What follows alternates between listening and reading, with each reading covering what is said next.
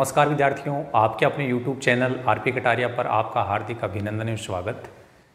आज एक बार फिर से हम प्रश्नावली 3.4 के बारे में बात करेंगे और आप देखेंगे कि प्रश्नावली 3.4 है उसका जो पहला क्वेश्चन है वो हम विलोपन विधि से हल कर चुके हैं। और शायद जहाँ तक मेरा मानना है, जिस भी विद्यार्थी ने इस पहले क्वेश्चन की वीडियो को देखा है उसको पूर्ण विश्वास हो गया होगा कि विलोपन विधि से हल करने के लिए अपने को बहुत ही आसान तरीका बताया गया है। आराम से अपन विलोपन विधि से दो चर वाले रैखिक समीकरणों को हल करना सीख गए होंगे। चलिए इसी कड़ी को हम आगे बढ़ाते हुए दूसरा क्वेश्चन है वो स्टार्ट करेंगे। दूसरे क्वेश्चन में एक नई बातें होगी। अभी तक हम लोगों को समीकरण वो केवल दिए जा रहे थे, हमें केवल उनको हल करना था। लेकिन यहाँ पर आप देखेंगे कि भाषा के आधार पे हम लोगों को क्वेश्चंस दिए गए हैं। हम लोग पहले समीकरण भी बनाएंगे, उसके बाद में उन समीकरणों को विलोपन विधि से हल करेंगे। तो क्वेश्चन नंबर जो आपका दूसरा है, इसमें पहला प्रश्न है, दूसरे प्रश्न का पहला पॉइंट, यदि हम अंश में एक जोड़ दें, यदि हम अंश में एक जोड़ दें तथा हर में एक घटा दें तो भिन्न एक में बदल जाती है, तो भिन्न एक में बदल जाती है।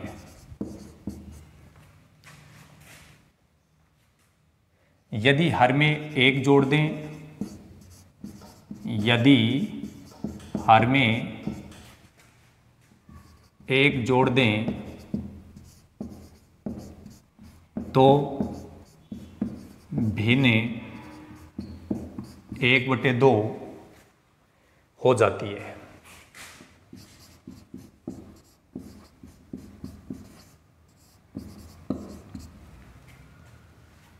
यह भिन्न क्या है?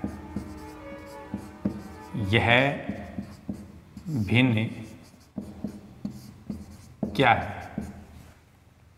तो ये आपका पहला पॉइंट है। तो सबसे पहले तो हम समीकरण बनाना सीखेंगे कि किस प्रकार से समीकरण बनेंगे। तो आप जानते ही हैं कि यहाँ भिन्न पूछी गई है। जैसे आप प्रश्न को पढ़ेंगे कि यदि हम अंश में एक जोड़ दें तथा हर में एक घटा दें तो भिन्न एक में बदल जाती है। ये जो पहला सेंटेंस है ये एक कंडीशन दी गई है जिसके अनुसार हम पहला समीकरण बनाएंगे। यदि हर में एक जोड़ दें तो भिन्न 1/2 हो जाती है, ये दूसरी कंडीशन है। इसके आधार पर अपन दूसरा समीकरण बनाएंगे। पूछा क्या गया है, यह भिन्न क्या है, हमें भिन्न पूछी गई है। तो सबसे पहले अपन भिन्न को मानेंगे कि माना भिन्न x बटे y है, ऐसा हमने मान लिया।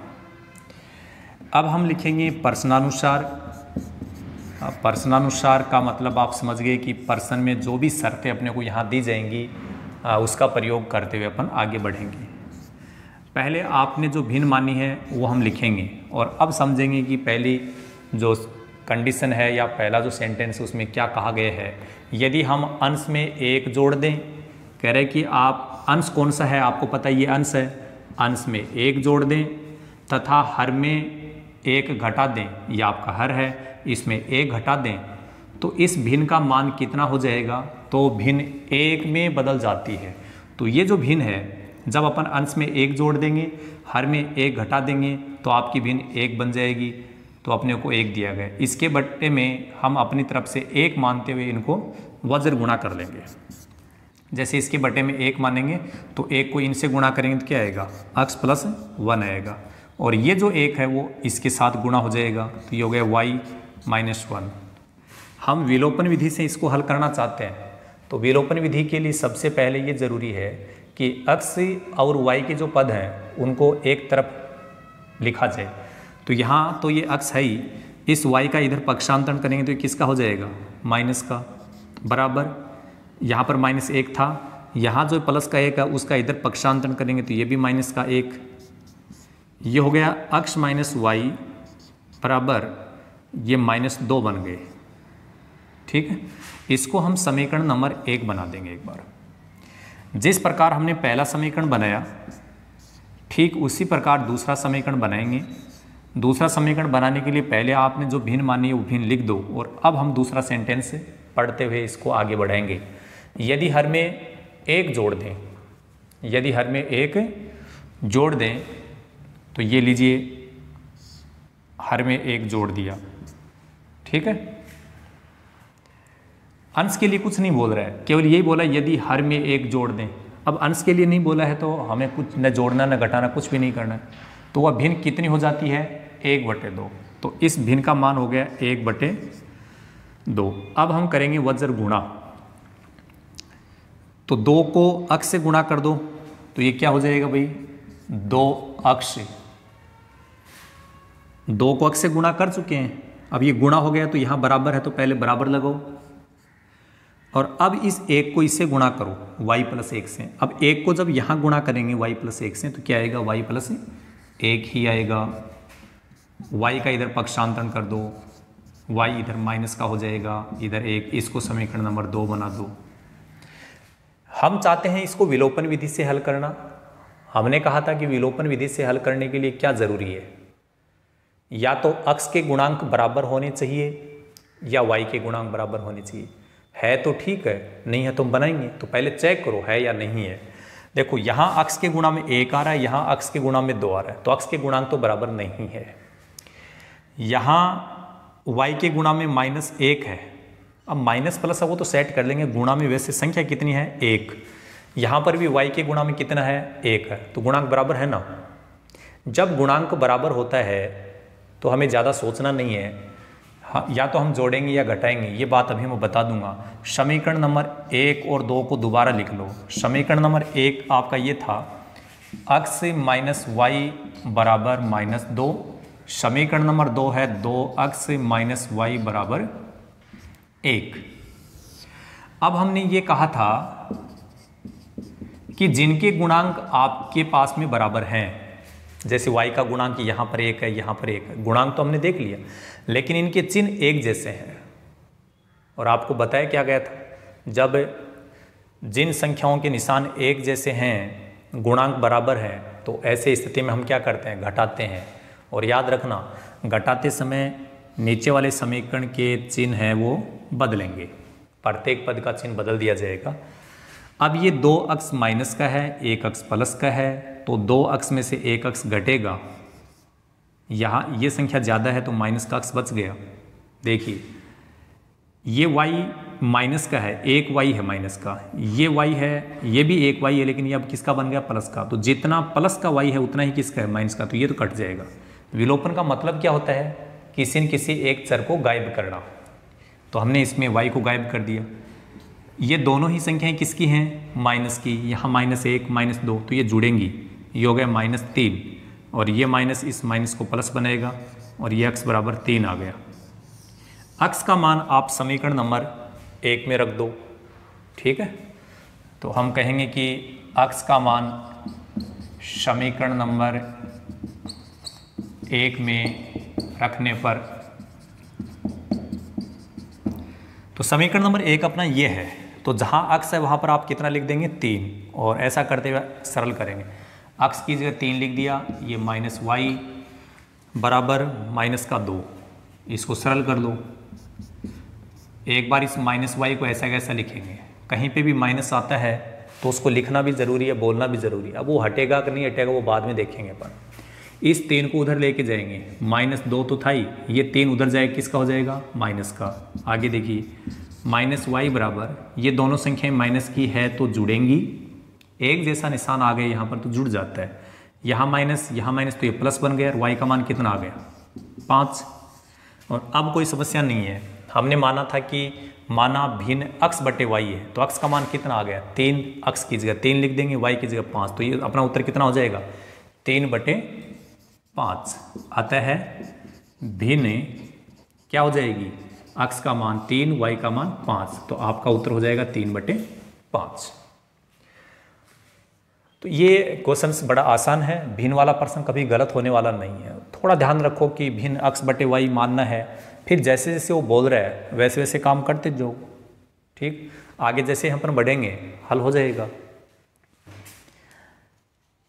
इसके बाद नेक्स्ट क्वेश्चन को जैसे हम पढ़ें और लिखें उससे पहले एक आवश्यक बात हम कर लेते हैं कि 10वीं कक्षा के लिए हम लोग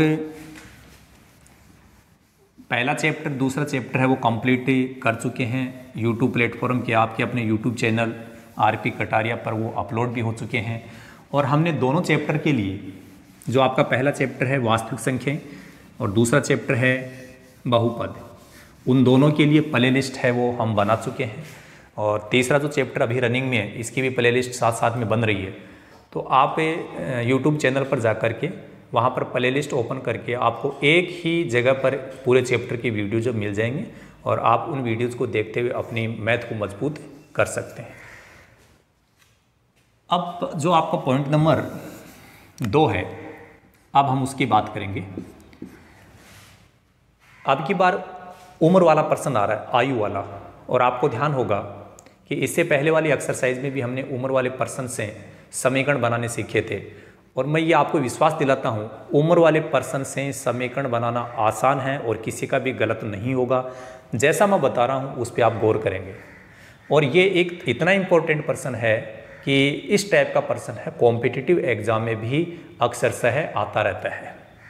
तो हम तो फ्यूचर को ध्यान में रखते हुए मेहनत कर रहे हैं कि हमारा फ्यूचर हो ब्राइट हो, अच्छा हो, सुंदर हो, हम लोग आगे बढ़ें। इसी बात को ध्यान में रखते हुए हम आगे दूसरे पॉइंट की बात कर रहे हैं कि 5 वर्ष पूर्व है, 5 वर्ष पूर्व नूरी की आयु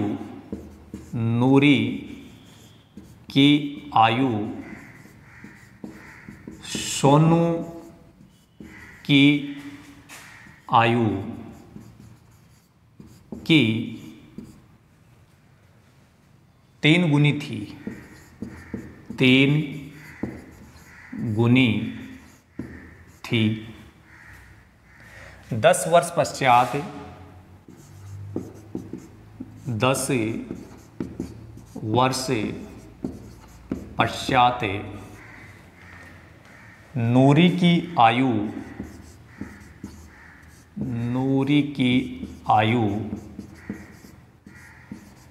सोनू की आयु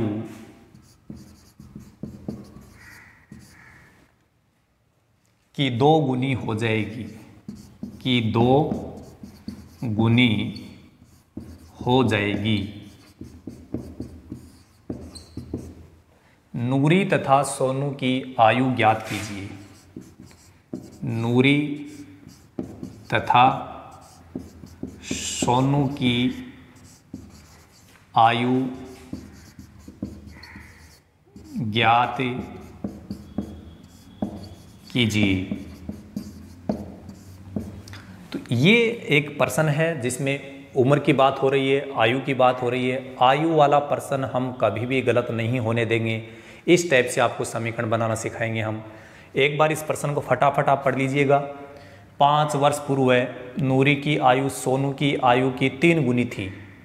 अब कोई इसमें ज़्यादा माइंड नहीं लगाना कितनी गुनी क्या थी, सीधा सीधा सिंपल तरीके से पढ़ लो। 10 वर्ष पश्चात नूरी की आयु सोनू की आयु की 2 गुनी हो जाएगी। नूरी तथा सोनू की आयु ज्ञात कीजिए। विद्यार्थी कह रहे हैं सर हमें तो कुछ समझ में नहीं आ रहा है, ये तो ऊपर से जा रहा है।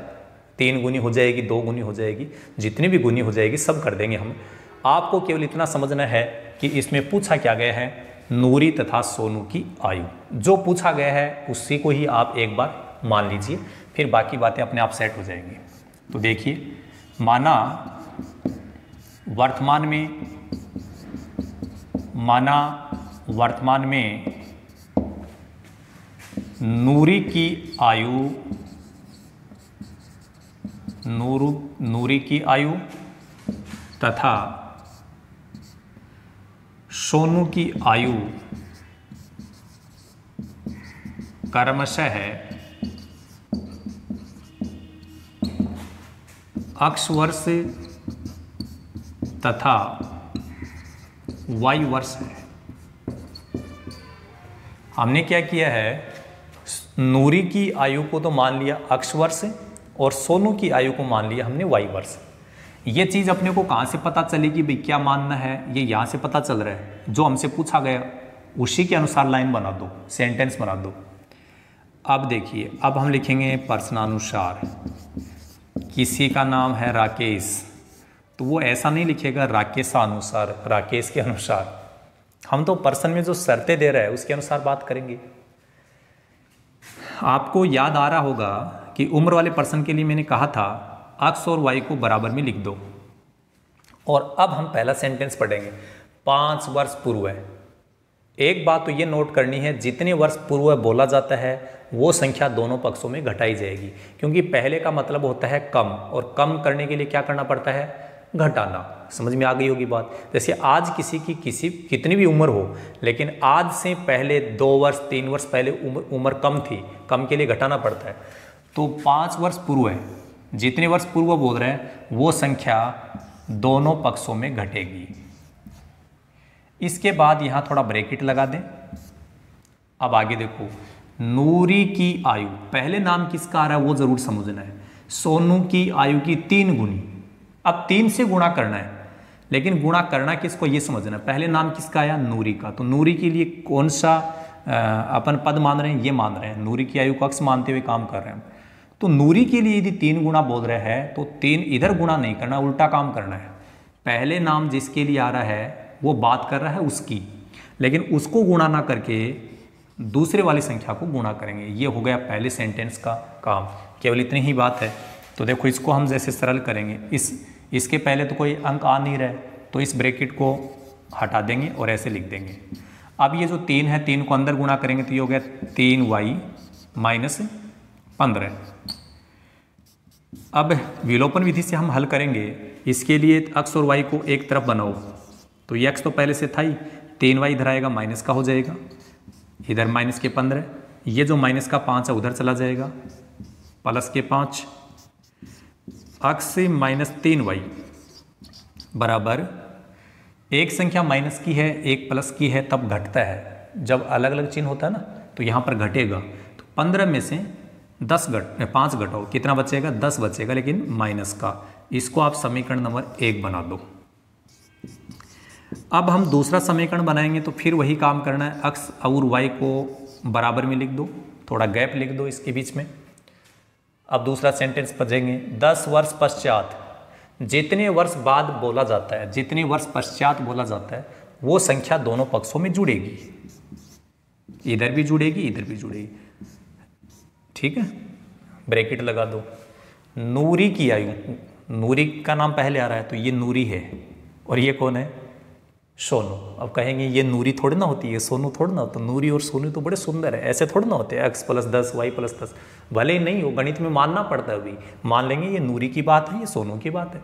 तो नूरी की आयु सोनू की आयु की 2 गुनी हो जाएगी, 2 गुनी हो जाएगी। इसका मतलब 2 से गुना करना है। बोल सर किधर गुणा करें, भाई पहले नाम किसका आया था, नूरी का, इसलिए इसको गुणा मत करो, उल्टा काम करो, इधर गुणा करो, बस काम हो गया लगभग। इसके पहले कोई भी चिन्ह नहीं है, इसका मतलब इसको ऐसा कैसा नोट कर दो, ब्रैकेट हटाते हुए 2 का गुणा करो, ये हो गया 2y + 20। अब x और y को अपन क्या करेंगे, एक तरफ लेके आएंगे। ये 2y जब इधर आएगा तो माइनस का हो जाएगा, बराबर इधर 20 है, 10 उधर चला जाएगा, तो ये हो जाएगा 20 - 10 x माइनस 2y बराबर 10। समीकरण नंबर 2। हम चाहते हैं इसको विलोपन विधि से हल करना। विलोपन में क्या होता है, गुणांक चेक करेंगे। हमने कहा था, बताया था कि विलोपन में पहले गुणांक देखेंगे और फिर गुणांक बराबर है तो ठीक है, नहीं है तो बनाएंगे। यहाँ देखो x के गुणा में 1 आ रहा है, यहाँ पर भी x के गुणा में 1 आ रहा है, गुणांक बराबर हो गया। y का चेक करने की आवश्यकता नहीं है, क्योंकि x का चेक बराबर हो गया तो y का चेक ही मत करो। x का गुणांक बराबर नहीं हो तो y का चेक करो। तो जब गुणांक बराबर हो गए तो दोनों समीकरणों को लिख लो। समीकरण नंबर जो 1 है x माइनस 3y बराबर -10, इसको फिर लिख लिया। समीकरण नंबर 2 को भी लिख लो। और जिनके गुणांक बराबर हैं उनका चिन्ह कैसा है? एक जैसा। एक जैसा चिन्ह होगा घटेगा, तो यहाँ लिख दो घटाने पर। कैसे घटाएंगे? देखो चिन्ह बदलो, माइनस, ये चिन्ह हो जाएगा प्लस, ये हो जाएगा माइनस। अक्स यहाँ प्लस का है, ये अक्स अब माइनस का बन गया, कट जाएगा। 3y माइनस के हैं, 2y किसके हैं? प्लस के। अलग अलग चिन्ह हो गया, क्या होगा? घटाया जाएगा। 3y में से 2y घटाएंगे तो 1y बचेगा, ये रहा 1y। लेकिन वो 1y किसका बचेगा? माइनस का, क्योंकि बड़ी संख्या माइनस की है। ये दोनों ही संख्या माइनस की है तो ये जुड़ जाएंगे, तो ये हो जाएंगे माइनस के 20, माइनस माइनस हो गया प्लस, तो y का मान कितना आ गया? y का मान हो गया 20। अब ये जो y का मान आ रहा है ये हम कहाँ रखेंगे? समीकरण नंबर 1 में रख देंगे। y का मान समीकरण नंबर 1 में रखने पर, तो समीकरण नंबर 1 ये रहा। इसमें y की जगह कितना लिखना है? 20 लिखना है, और लिख करके इसको लिख दो। अक्ष -3 गुणा, ये रहा 3 गुणा y का मान है 20, आगे लिखेंगे -10, ये 20 बराबर -10। अक्ष से ये यहाँ पर हो गया माइनस का 60 बराबर -10, अक्स बराबर -10। इस 60 को उधर भेजेंगे तो ये हो गया +60, 60 में से 10 घटेगा तो ये हो गया 50, अक्स बराबर 50। ये लो नूरी की आयु आ गई। नूरी की आयु को हमने क्या माना था? अक्स माना था ना, तो अक्स का मान कितना आ गया? 50। तो नूरी की आयु हो गई 50 वर्ष। नूरी की आयु कितनी हो गई? 50 वर्ष। और सोनू की आयु कितनी हो गई? 20 वर्ष। ये लास्ट की लाइन है, आपको लिखनी है, और इस प्रकार से ये प्रश्न कंप्लीट हो जाएगा। जैसा आप देख रहे हैं उम्र वाले प्रश्न में बड़ा आसान काम है, ज़्यादा तकलीफ नहीं है। हम लोग यदि थोड़ा सा भी गौर करते हैं उस प्रश्न पे, तो जहाँ तक मेरा मानना है किसी भी विद्यार्थी का ये प्रश्न गलत नहीं होते हैं। और फिर भी यदि गलत होता है इसका मतलब वो थोड़ा समझ नहीं रहा है, गौर नहीं कर रहा उस प्रश्न पे कि भाई इस प्रश्न में क्या कहा गया है, मुझे करना क्या है। तो आप लगातार हमारे YouTube चैनल पे बने रहें, प्रत्येक वीडियो जो है उसको आप देखें। एक दिन ऐसा आएगा कि गणित जो है वो आप लोगों के लिए बहुत ही आसान हो जाएगी। गणित में कहोगे कि भाई ये तो हम लोगों को आता है, ऐसा आप दावे के साथ में कहोगे, ऐसा हमारा प्रयास रहेगा। चलिए आगे बढ़ते हैं। पॉइंट नंबर 3 देखिए, 2 अंकों की संख्या, 2 अंकों की संख्या के अंकों का योग 9 है। 2 अंकों की संख्या का योग 9 है। इस संख्या का 9 गुना, इस संख्या का 9 गुना संख्या के अंकों को पलटने से बनी, संख्या के अंकों को पलटने से बनी, पलटने से बनी संख्या का 2 गुना है, का 2 गुना है।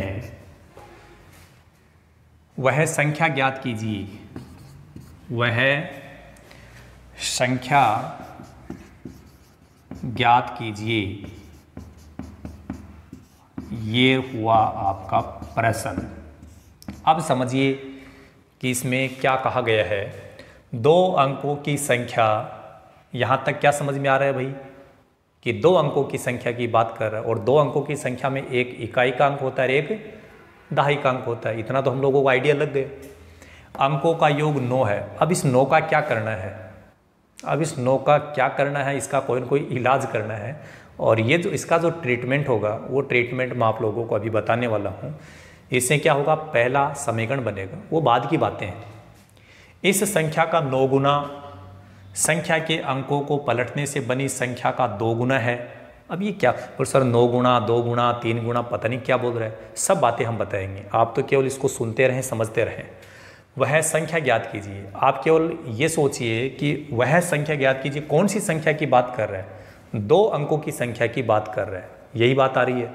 तो हम क्या करेंगे, जैसे इसका हल ज्ञात करेंगे तो उसके लिए पहले मानेंगे, माना 2 अंकों की संख्या में इकाई का अंक, 2 अंकों की संख्या में इकाई का अंक है, उसको अक्स मान लेंगे, तथा दहाई का अंक y है। दहाई का अंक इकाई क्या, अब 2 अंकों की संख्या में एक इकाई का अंक होता है, एक दाई का अंक होता है। तो पहले हम ये मानेंगे कि इकाई का अंक क्या है, दाई का अंक क्या है। और अब बनाएंगे संख्या। क्या बनाएंगे, संख्या। अंकों से संख्या कैसे बनाई जाएगी, ध्यान से समझ लो। इकाई का जो अंक था उसको ऐसा कैसा नोट करेंगे और प्लस लगाएंगे। दाई का अंक कौन सा है, y, और दहाई का मतलब होता है 10। तो जो दहाई का अंक है उसको यहाँ 10 से गुणा करके लिखेंगे। फिर सुन लो, इकाई का अंक लिखे, प्लस लगाएंगे, और जो दहाई का अंक है, दहाई का अंक यहाँ कौन है, y है, तो इस y को 10 से गुणा करके लिखना है। तो ये बन गई आपकी संख्या। अब ये 9 क्या है, इसकी बात करने वाले हैं जब हम समीकरण बनाए। देखो, इस संख्या का 9 गुना संख्या के अंकों को पलटने से बनी संख्या। देखो क्या करा है, संख्या के अंकों को पलटने से बनी संख्या। तो पहले ये समझो कि संख्या के अंकों को पलटने से कौन सी संख्या बनेगी, संख्या के अंकों को पलटने से बनी संख्या। ये आपकी संख्या थी, मूल संख्या ये है। अब इस संख्या के अंकों को यदि पलट दिया जाए, चेंज कर दिया जाए, तो कौन सी संख्या बनेगी। देखो, अंकों को पलटने का मतलब है जहां अक्स है वहां y लिख दो, और y की जगह क्या लिख दो, अक्स। तो इस अक्स की जगह तो लिख दो y, और इस y की जगह क्या लिख दो, अक्स। फिर सुनो, यहाँ तक की बात जिस विद्यार्थी को समझ में आ गई, आगे वाली बात है वो अपने आप दौड़ी दौड़ी आप लोगों के बीच में आएगी और कहोगी कि मैं आपके लिए आ रही हूँ, आप मुझे समझने की ज़रूरत नहीं, ऑटोमेटिक समझ में आएगी।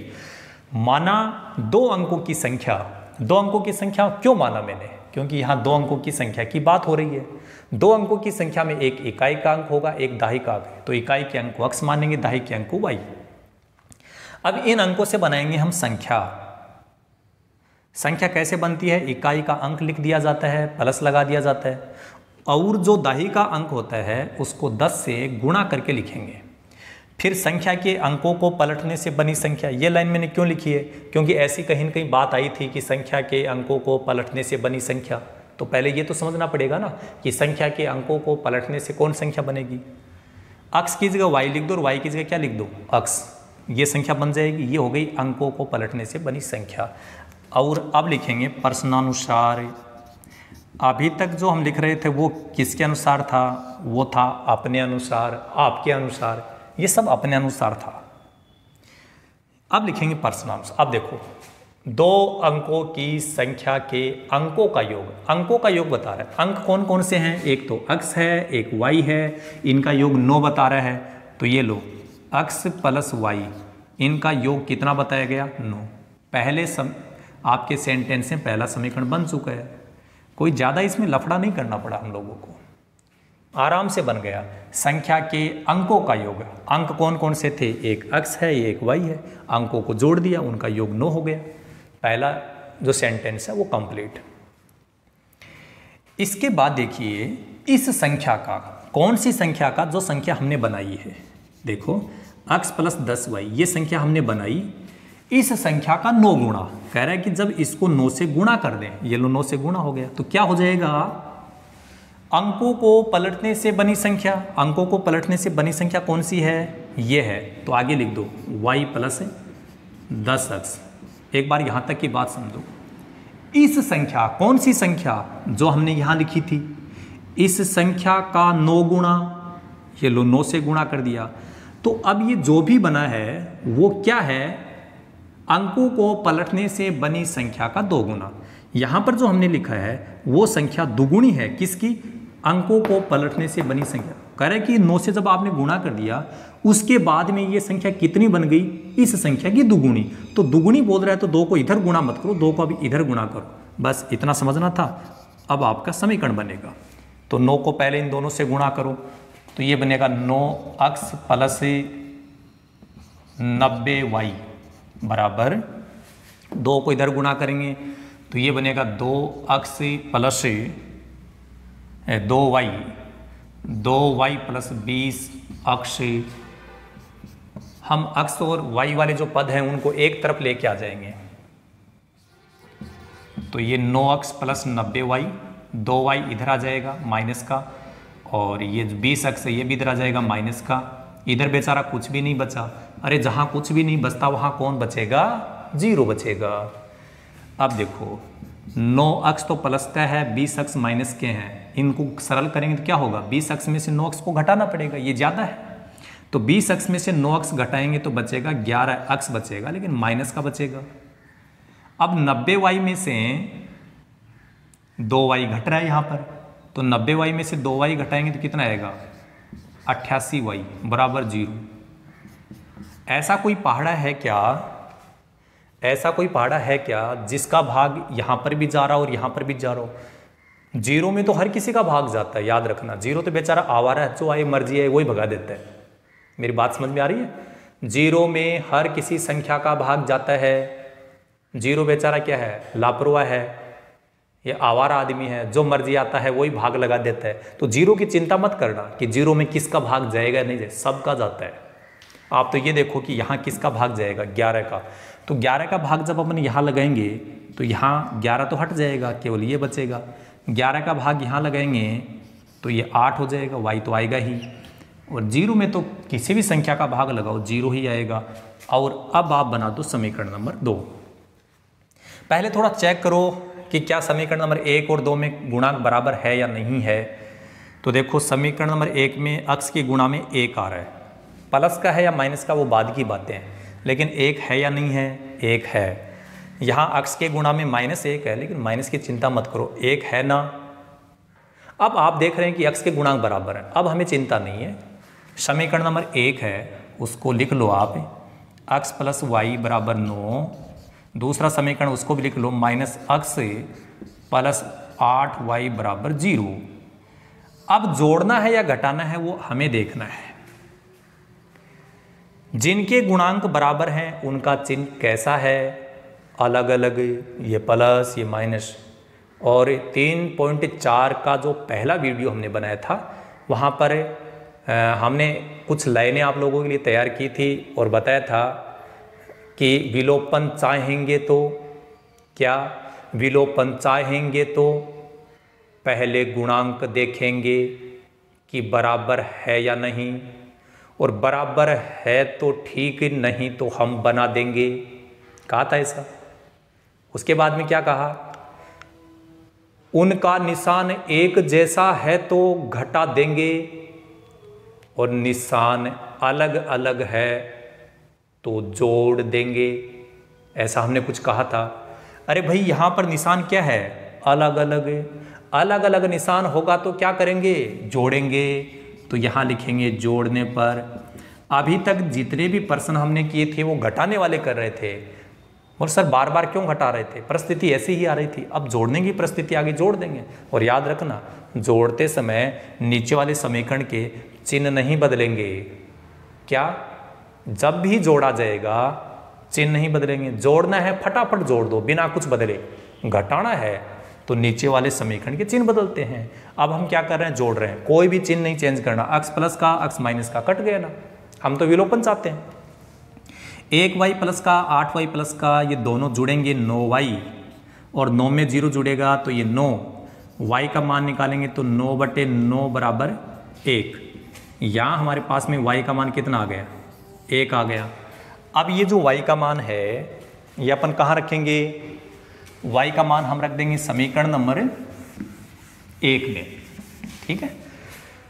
तो y का मान देखिए, यहाँ बोलेंगे y का मान है समीकरण नंबर 1 में रखने पर,